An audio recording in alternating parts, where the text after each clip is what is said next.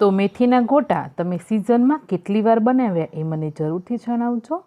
તો મેં તો ઘણી બધી વાર બનાવીને ખાઈ લીધા તમારી સાથે. આજે પહેલી વાર શેર કરું છું આ સિઝનના ગોટા.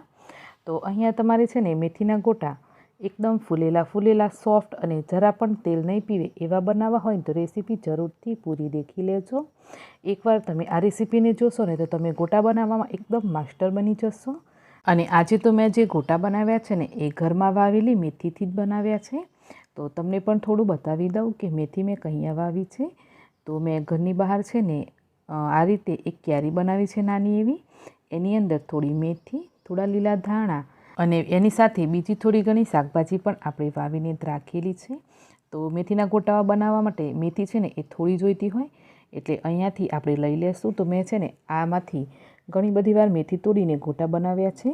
કેમ કે શાક બને ને એટલી વધારે પ્રમાણમાં મેથી નથી વાવી, ખાલી ગોટા બનાવવા માટે ચાલે ને એકદમ ફ્રેશ એ રીતે આપણે થોડી મેથી વાવી રાખી છે. તો હું અહીંયાથી મેથી તોડી લઈશ ગોટા બનાવવા માટે. એની સાથે તોડીશું આપણે થોડા લીલા ધાણા પણ. અને ક્યારીની અંદર બીજું શું વાવ્યું છે એ પણ હું તમને બતાવી દઉં. તો આપણે થોડા બટાકા રોપ્યા છે અને અહીંયા થોડો ઘણો એવો ફુદીનો પણ કર્યો છે. એની સાથે જ છે આપણા અહીંયા તુલસી માતાજી, જેને આપણે રોજ સવારે મારા હસબન્ડ છે ને એની પૂજા કરીને પાણી ચડાવે છે. અહીંયા છે એક સરસ મજાનું એલોવેરા. બીજી બાજુ છે અહીંયા આપણી રીંગણી. તો રીંગણી જે પહેલાં લાગતા હતા રીંગણ એ કાઢી નાખી છે અને નવી રોપી છે. અને અહીંયા આપણે ફુલેવર પણ રોપી છે. તો ફુલેવર પણ નાનું એવું સરસ મજાનું અત્યારે લાગેલું જ છે. અને એની બાજુમાં જ આપણે રોપ્યા છે મરચાં. તો મરચાંની અંદર પણ આપણે મરચાં સરસ મજાના લાગી રહ્યા છે. તો અહીંયાથી જ આપણે મરચાં પણ તોડીશું ગોટા બનાવવા માટે. અને બીજા બધા ફૂલ પણ આવીને તૈયાર છે, મતલબ કે બીજા મરચાં લાગવાની પણ તૈયારીમાં જ છે. પાતળાના પાન પણ રોપેલા છે. અને અહીંયા છે આપણી સરસ મજાની મીઠી લીમડી. અને એમ કરતાં અહીંયા લાગે છે ને કે ભાજી પણ મારી કૂટાઈ જ ગઈ છે. અને ટામેટું તમે જોઈ શકો છો કેટલું નાનું સરસ લાગી રહ્યું છે.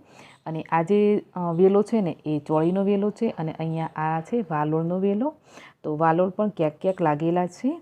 અને આવી ગઈ આપણી મની વેલ, મતલબ કે મની પ્લાન્ટ. અને એ ચડે છે આંબા ઉપર. આ આંબા ઉપરથી આપણને કેરી ખાવાની પણ મજા આવશે. અને મેથી તોડી લીધી ત્યાર પછી અહીંયાથી જ આપણે લીલા ધાણા પણ તોડી લીધા છે. વાતોમાં મેથી, લીલા ધાણા તોડી લીધા. હવે 2 લીલા મરચાં પણ તોડી લેશું. તો ફ્રેન્ડ્સ, આ હતી આપણી શાકભાજીની એક નાની અમથી એવી વાડી. બનાની રસોઈમાં તમારું સ્વાગત છે. આજે આપણે બનાવીશું મેથીના ગોટા. મેથીના ગોટા બનાવવા માટે આપણે અહીંયા મેથી લેવાની. તો મેથી મેં ક્યારામાં થોડી વાવી રાખી છે. તો ત્યાંથી જ મેં મેથી તોડી લીધી છે. તો મેથી છે ને એકદમ ફ્રેશ અને તાજી છે. તો તમે બજારની મેથી પણ લઈ શકો. આ તો મેં ઘરે વાવેલી ને એટલે ઘરની લીધી છે. અને સાથે જ થોડા ધાણા પણ હતા. તો ધાણા પણ મેં તોડી લીધા છે. તો ચાલો પછી આપણે મેથીના ગોટા બનાવવાનું શરૂ કરીએ. તો સૌથી પહેલાં તો આપણે મેથીને ઝીણી સમારી લેવાની. તો અહીંયા છે ને આપણે મેથીના ખાલી પાન જ લેવાના છે. તો મેં પણ મેથીની ખાલી લીરો તોડીને લીધી છે. અને મેથીને જેટલું પણ બને ને એટલી ઝીણી સમારવાની. તો આ રીતે મેં મેથીને એકદમ ઝીણી સુધારી લીધી. હવે મેથીને આપણે સાઈડ પર રાખી દઈએ. તો અહીંયા છે ને આપણે મેથીના ગોટા એકદમ ફરસાણવાળાની દુકાનથી મળે ને એવા જ બનાવવા માટે આપણે મસાલો તૈયાર કરીશું. તો અહીંયા મેં લીધા છે 8 થી 10 કાળા મરી અને 1 ચમચી આખા ધાણા લીધા છે. તો મરી અને ધાણાને આપણે પહેલાં થોડા દરદરા કૂટી લેવાના. તો ધાણા અને મરીને આ રીતે થોડા દરદરા રહે ને એમ કૂટી લેવાના. કૂટેલા ધાણા મરીને આપણે વાડકીમાં કાઢી લેશું. અને આને છે ને આપણે સાઈડ પર રાખીએ. અને અહીંયા આપણે લેશું 2 લીલા મરચાં. તો તીખા મરચાં છે. તો એને પણ આપણે થોડા દરદરા રહે ને એમ કૂટી લઈએ.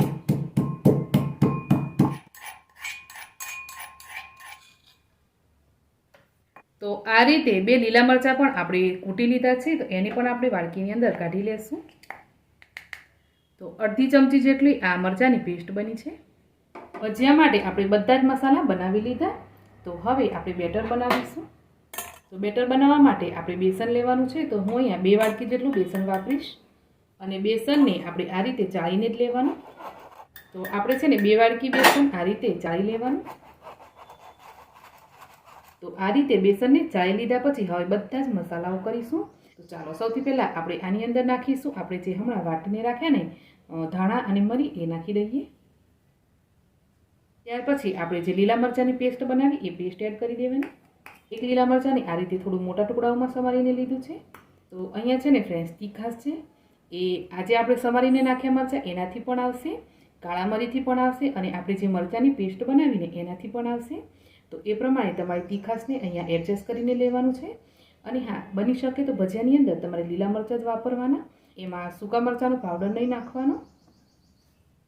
હવે બાકીના મસાલાઓમાં આપણે નાખીશું અડધી ચમચી હિંગ અને આ રીતે માપ કરી અને એક મોટી ચમચી આપણે દહીં લેશું. દહીં એડ કરવાથી ભજીયા એકદમ ફૂલશે અને ભજીયાની અંદર જે આથો આવશે ને એ એકદમ સરસ આવશે. તો દહીં હોય તો જરૂરથી એડ કરજો. અને ત્યાર પછી આપણે સ્વાદ પ્રમાણે મીઠું એડ કરીશું. અને હવે આપણે આ જે લીલા ધાણા લીધા ને એ લીલા ધાણાને એ ઝીણા ઝીણા સમારવાના.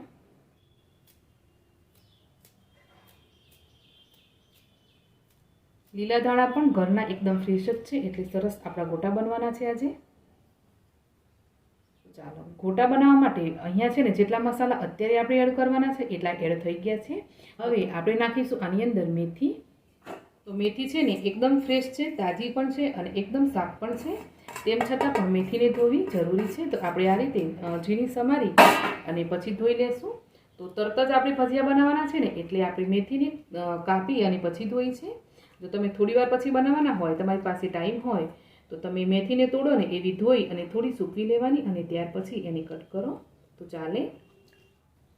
આ રીતે સરસ આપણે મેથીને ધોઈ અને લઈ લેશું આની અંદર. તો આપણે 2 વાડકી બેસન લીધું છે ને ફ્રેન્ડ્સ, તો 1 વાડકી જેટલી મેથી છે. કોઈ પણ ભાજીને આપણે સમારી અને પછી ધોઈએ ને તો આ રીતે ભાજીનો વેસ્ટ વધારે થતો હોય. તો આપણે શું કરવાનું, આ રીતે ગળણી લઈ લેવાની અને ગળણીથી ઉપરથી બધા પાન છે ને એ ગળણીની અંદર આ રીતે લઈ લેવાના એટલે ભાજી છે ને જરા પણ વેસ્ટ નહીં થાય. તો આ રીતે ઉપરથી ભાજી લઈ લેશું ને એટલે એની અંદર જેટલો પણ કચરો હશે એ નીચે બેસી જશે અને પાન છે ને એ આપણું આ રીતે ગળણીમાં આવી જાય. તો ગોટા બનાવવા માટે આપણે બધી જ વસ્તુ એડ કરી દીધી છે ને. તો હવે આપણે થોડું પાણી એડ કરીશું, 2-3 ચમચી જેટલું, અને આને આપણે ઓગાળવાનું છે. તો ગોટા બનાવતી વખતે પાણી એકસાથે એડ નહીં કરવાનું અને વધારે પડતું પણ નહીં એડ કરવાનું. 1-1 ચમચી જેટલું જ પાણી એડ કરતા જવાનું અને આ રીતે તમારે બેટર બનાવવાનું.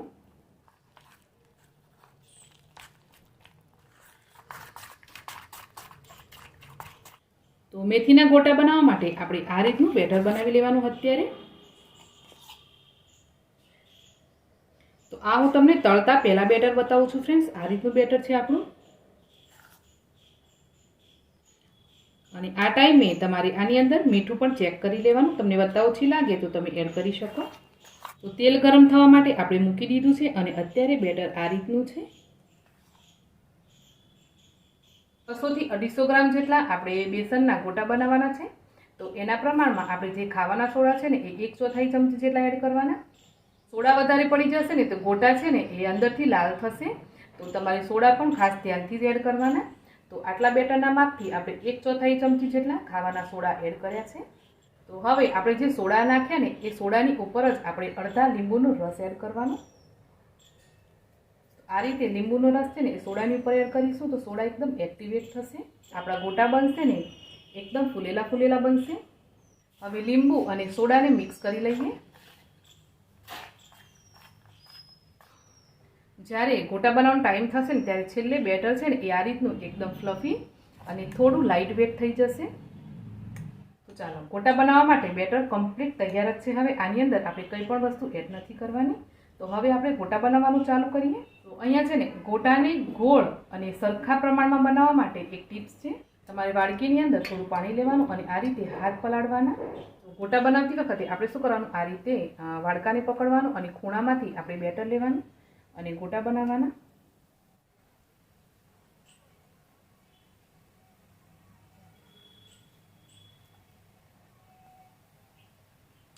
જેટલું તેલ મૂક્યું હોય એ પ્રમાણે આપણે ગોટા બનાવી લેવાના છે ને. એની જાતે જ બધા ગોટા ઉપર આવવા લાગ્યા છે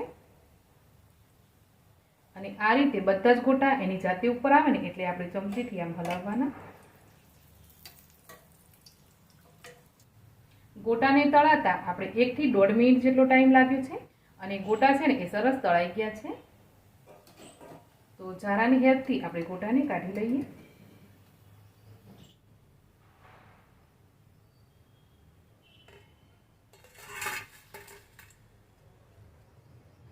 આ જ રીતે આપણે બાકીના ગોટા પણ બનાવી લેશું.